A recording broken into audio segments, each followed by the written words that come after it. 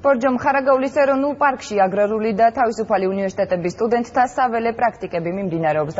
დაბანაკებული სტუდენტების მონაწილეობით მოლაშქრეთა ეროვნული ფედერაციის ორგანიზებით ჯეოქეჩინგ თამაში ჩატარდა. სამი ჯგუფი ერთმანეთს ბუნებაში ორიენტაციასა და GPS ნავიგატორის გამოყენებაში შეეჯიბრა. გამარჯვებული სტუდენტები სერტიფიკატითა და წამახალისებელი საჩუქრებით საქართველოს გარემოსა და ბუნებრივი რესურსების დაცვის მინისტრმა გიგლა აგულაშვილმა დააჯილდოვა.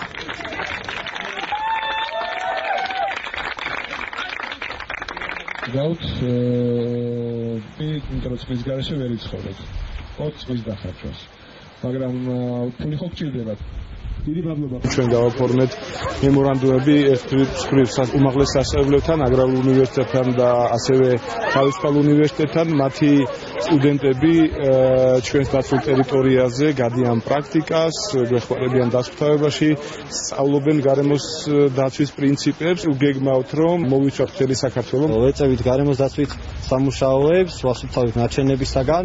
პირველს ყოველთვის ვსწავლობთ გუნდურ მუშაობას, ვსწავლობთ ჩვენი ქვეყნის ფლორასა და ფაუნას, ვეცნობთ ადგილობრივ კულტურებს.